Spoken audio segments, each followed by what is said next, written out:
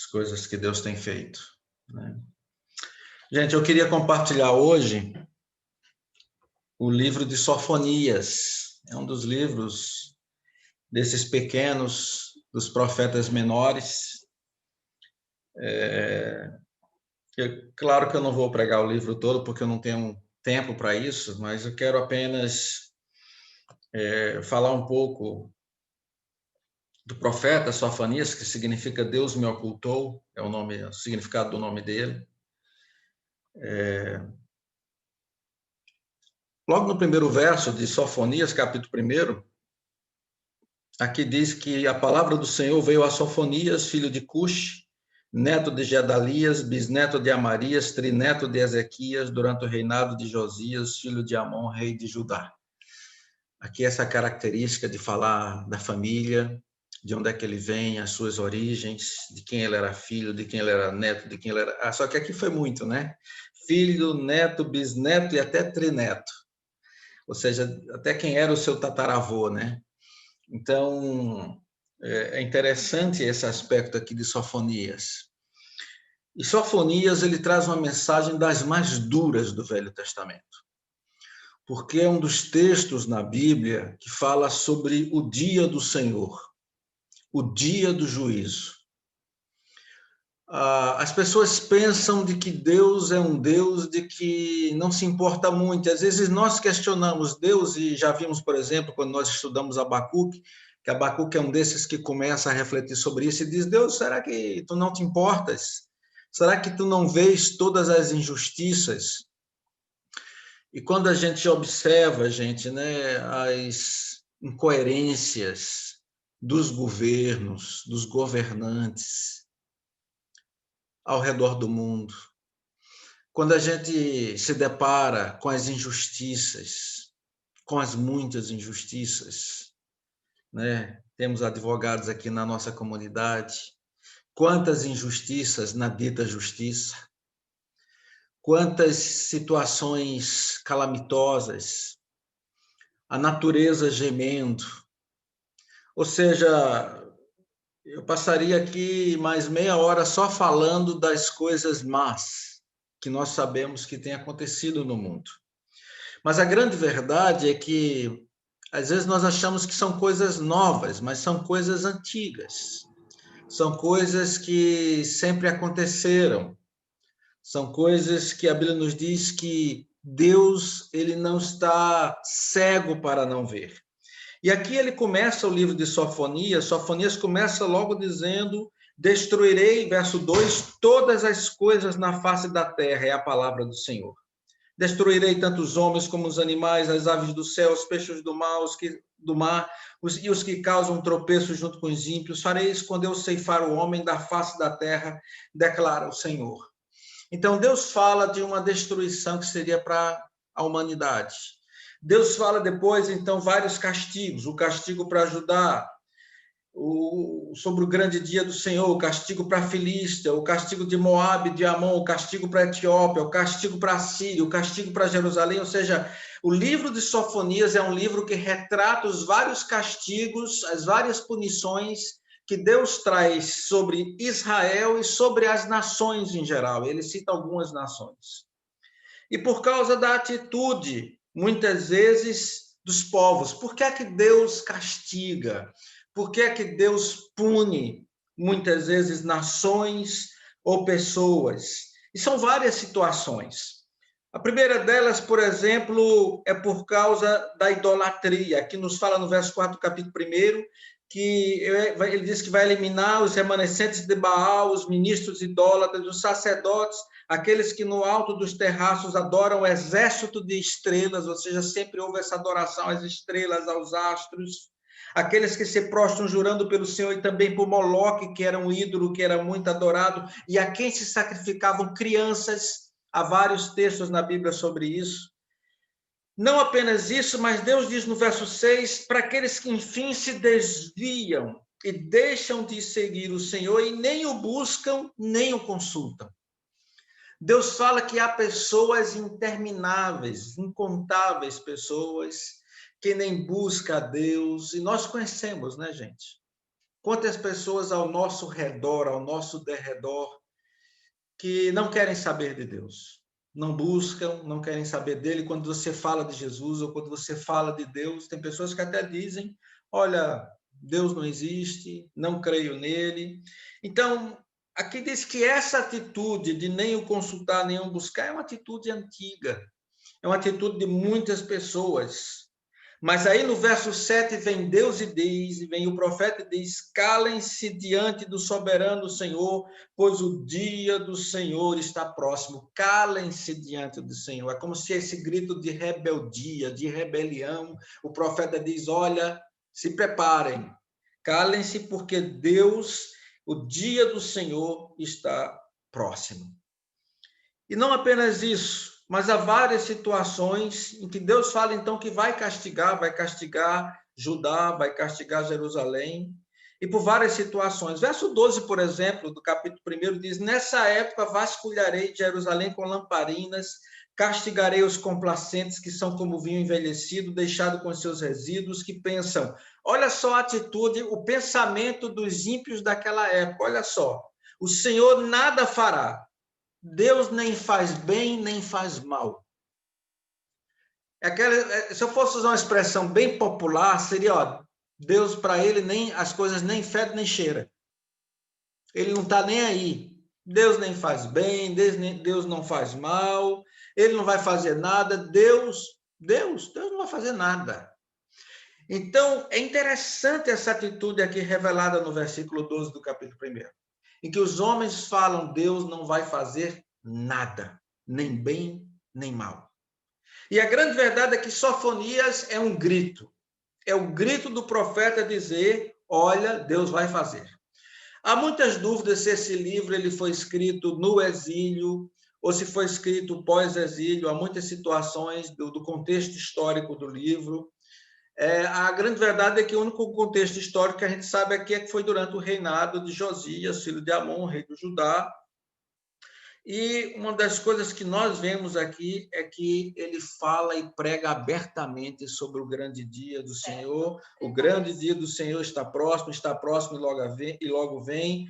O dia do Senhor será amargo e até os guerreiros gritarão. Aquele dia, verso 15 do capítulo 1, será um dia de ira, dia de aflição, angústia, sofrimento, ruína, trevas, escuridão, nuvens, negridão, toques de trombeta, gritos de guerra contra as cidades fortificadas e contra as torres elevadas. Trarei aflição aos homens. Andarão como se fossem cegos, porque pecaram contra o Senhor. E no verso 18 diz que nem a sua prata nem o seu ouro poderão livrá-los no dia da ira do Senhor. Ou seja, gente, há um dia de julgamento, em que a Bíblia nos diz que todos nós seremos julgados. A grande verdade, só separando aqui e abrindo um parênteses, é que nós sabemos que nós que estamos em Cristo, nós não seremos julgados no sentido da nossa salvação, porque a nossa salvação já é garantida por Cristo. Presta atenção nisso. No dia do juízo não seremos julgados em relação à salvação, seremos julgados em relação à nossa santificação. Seremos julgados em relação ao nosso galardão, à nossa recompensa. Nós, salvos em Cristo, seremos julgados em relação à nossa recompensa. Em relação àquilo que nós vamos receber como recompensa. Claro que aí será pesado muitas coisas, mas estamos cobertos pelo sangue de Cristo. Mas os ímpios não, os ímpios serão julgados pelas suas obras, porque eles não têm o sangue de Cristo sobre a vida deles. Então isso é importante, a gente ver isso. Porque é uma grande diferença no dia do Senhor, do julgamento de Deus, em que Paulo mesmo fala sobre esse julgamento, que nós, os salvos, nós vamos ser transformados quando Jesus vier, quando Jesus voltar, nós seremos salvos da ira vindoura e nós estamos cobertos pelo sangue de Cristo. Mas os ímpios sofrerão, os ímpios vão sofrer por tudo aquilo que eles fizeram. A grande verdade é que ele inicia o capítulo 2 dizendo para todos, no verso 3, busquem o Senhor, todos vocês, os humildes da terra, vocês que fazem o que Ele ordena, busquem a justiça, busquem a humildade, talvez vocês tenham abrigo no dia da ira do Senhor. Então, Deus fala claramente, busquem ao Senhor, os humildes da terra, busquem a Deus. Jesus diz nas bem-aventuranças que seriam bem-aventurados os pobres de espírito, os pobres de espírito. E a grande verdade é de que esses humildes que a Bíblia fala aqui são esses, que se humilham diante de Deus. Pobre de espírito, aquele que se humilha diante de Deus espiritualmente. Então, os capítulos 1 e 2 de Sofonias são as declarações de castigo, as declarações do dia do Senhor e as declarações de castigo de Deus contra a Filístia, Etiópia, Assíria, Jerusalém, etc. A partir do capítulo 3, ele começa a falar sobre Jerusalém. E aí a palavra de Sofonias é muito clara. Ai da cidade rebelde. Deus chama Jerusalém da cidade rebelde, impura e opressora, que não ouve a ninguém, não aceita correção. Olha só a atitude dos habitantes de Jerusalém. Não ouve ninguém, não aceita correção, não confia no Senhor e não se aproxima do seu Deus. Olha só isso. Nem confia em Deus e nem se aproxima dele. Indiferença. Deus fala que o grande pecado da cidade de Jerusalém é a indiferença. Os seus moradores estão indiferentes a Deus. E o que é que acontece quando há indiferença em relação a Deus na vida das pessoas? Quando há indiferença, todo mundo sofre. E sofre por quê? Porque, como diz o verso 2 do capítulo 3, verso 3 do capítulo 3, diz que então os líderes se tornam como leões que rugem, ou seja, que rasgam as pessoas, que esmagam essas pessoas. Os seus juízes são lobos vespertinos que nada deixam para a manhã seguinte, ou seja, que pilham as pessoas em nome de um direito que não existe, que é falso. Verso 4 diz que os profetas se tornam responsáveis, que os homens se tornam traiçoeiros, os sacerdotes profanam o santuário, trazem até violência contra a lei. Ou seja, é uma bagunça generalizada em todas as instituições políticas, religiosas, econômicas, judiciárias. Ou seja, a situação é caótica no meio da nação e, no caso aqui, no meio da cidade de Jerusalém.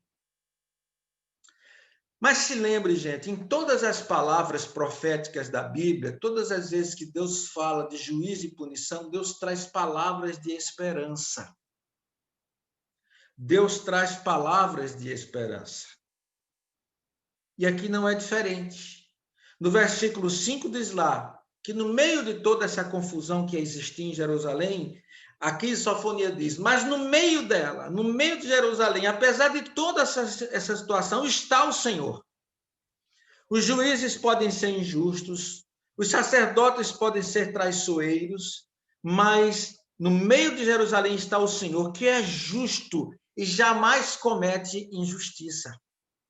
A cada manhã ele ministra a sua justiça, e a cada novo dia ele não falha, mas o injusto não se envergonha da sua injustiça. Ou seja, ao contrário do capítulo 1, verso 12, quando os moradores de Judá diziam claramente que Deus para ele tanto fez como tanto faz, que ele não fará nada, aqui diz o contrário, que Deus faz, que a cada manhã ele ministra a justiça e a cada dia ele não falha. Que palavra, gente. Deus é um Deus justo. Deus é um Deus que não comete injustiça. E que a cada dia, a cada novo dia, ele não falha. Presta atenção nessa expressão, nessa frase. A cada novo dia, Deus não falha. Verso 5 do capítulo 3 de Sofonias. A cada novo dia, Deus não falha. A cada novo dia das nossas vidas, gente, Deus não falha.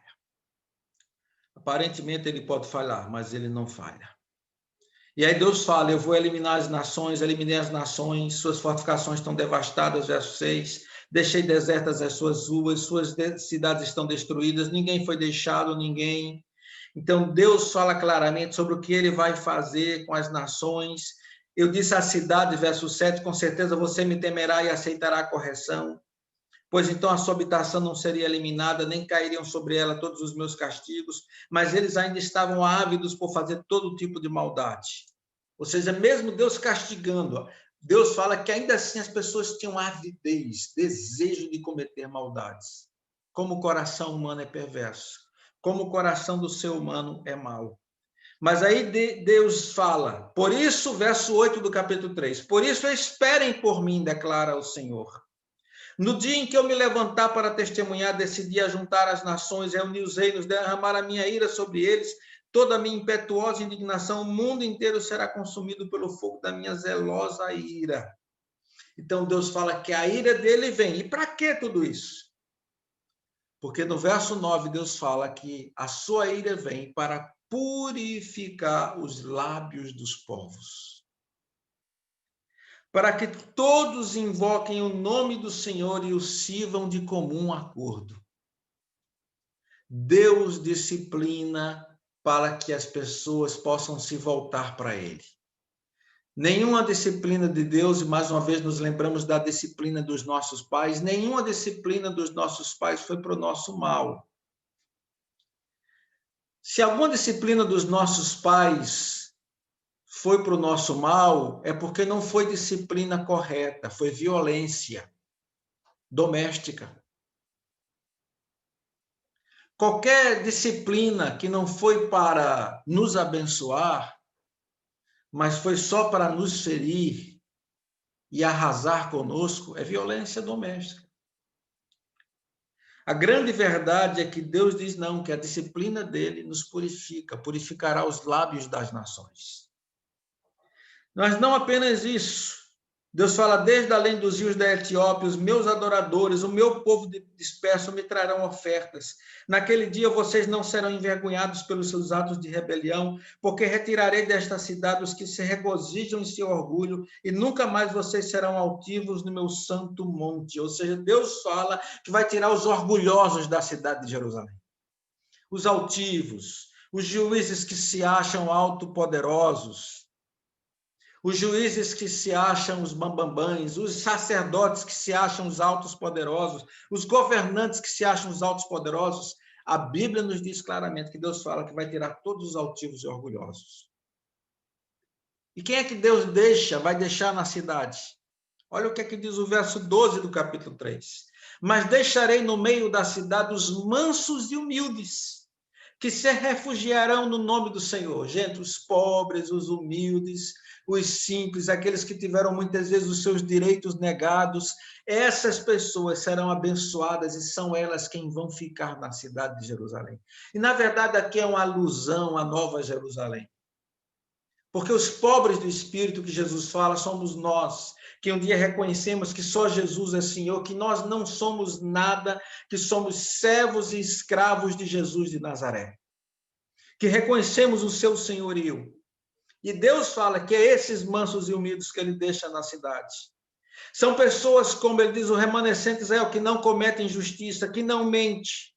Deus fala que nessas pessoas não se acha engano nas suas bocas. E elas se alimentarão, descansarão sem que ninguém as amedronte. Que palavra! Deus fala, não haverá mais medo, não haverá mais temor. Ninguém vai ameaçar mais essas pessoas. Elas vão se alimentar e descansar tranquilas. E aí, então, diante disso, quando não há mais temor, quando não há mais medo, Deus fala. E aí Sofonias proclama o povo a dizer, cante, verso 14, ó cidade de Sião, exulte, ó Israel, alegre-se, regozije-se de todo o coração, ó cidade de Jerusalém. Agora que Deus purifica a cidade, agora que Deus limpa a cidade das injustiças, Deus fala, louvem a Deus, louvem ao Senhor, regozijem-se, alegrem-se diante dele. E por várias razões, ele cita algumas Sofonias, verso 15 do capítulo 3, porque Deus, em primeiro lugar, anulou a sentença contra você. Ele fez retroceder os seus inimigos. Deus anulou a sentença contra nós. E mais uma vez, volto a repetir. No dia do julgamento, nós sabemos que nossa sentença foi anulada por Cristo. Paulo nos diz que as nossas sentenças foram cravadas na cruz. Tudo o que havia contra nós foi cravada na cruz. Foi cravado na cruz, gente. Os nossos pecados, os nossos erros. Todos foram cravados na cruz e purificados pelo sangue de Jesus. Deus anula a sentença. O Senhor, o Rei de Israel, está em seu meio. Ele vai repetir mais uma vez, de novo, em contraposição àquilo que eles diziam: Deus nada fará, Deus não faz nem bem nem mal. Mas aqui diz: o Senhor está em seu meio, poderoso para salvar, ou seja, ele faz. Deus é poderoso para salvar. Mas não apenas isso. Aqui é uma das declarações mais lindas de toda a Bíblia.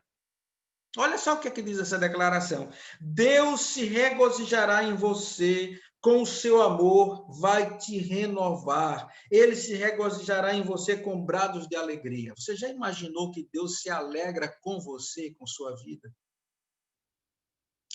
Deus se alegra com aqueles que são salvos. Deus se alegra com os justos. Deus se alegra com aqueles que vêm humildes e mansos na sua presença e vêm pedindo perdão dos seus pecados e vêm com arrependimento sincero. Deus se alegra com você. Você já imaginou isso? Deus se alegra com a sua vida. E aqui é que ele diz que ele não apenas se regozijará e se alegrará com você com brados de alegria. É como se fosse, sei lá, uma mãe, um pai que chega junto com o filho e vem com brados de alegria, gritando de alegria. E aqui diz que o seu amor, com o seu amor vai te renovar. Deus nos renova. E aí ele conclui Sofonias dizendo: eu ajuntarei os que choram pelas festas fixas, os que se afastaram de vocês, para que isso não mais lhes pese como vergonha. E aí diz: nessa época gerei contra todos os que oprimiram vocês, salvarei os aleijados, ajuntarei os dispersos, darei a eles louvor e honra em todas as terras onde foram envergonhados. Naquele tempo eu ajuntarei vocês, naquele tempo os trarei para casa, eu lhes darei honra e louvor entre todos os povos da terra, quando eu restaurar a sua sorte diante dos seus próprios olhos. Ou seja, Deus fala, e muitos creem que esses 3 últimos versos foram versos que foram escritos após o exílio, e esses versos, esses 3 últimos versos, Deus fala de restaurar a sorte. Sofonias, então, é o profeta da esperança. É o profeta não apenas de proclamar o dia do Senhor, é o profeta de não apenas proclamar o castigo, a punição, mas é o profeta da esperança. O Senhor não é aquele que não faz nada. Deus não é um Deus indiferente. Deus é o Deus que se importa. Deus é um Deus que age em nosso meio. Deus é o Deus poderoso para salvar. Deus é um Deus que se importa e ele vai restaurar a nossa sorte. Que Deus restaure nossa sorte.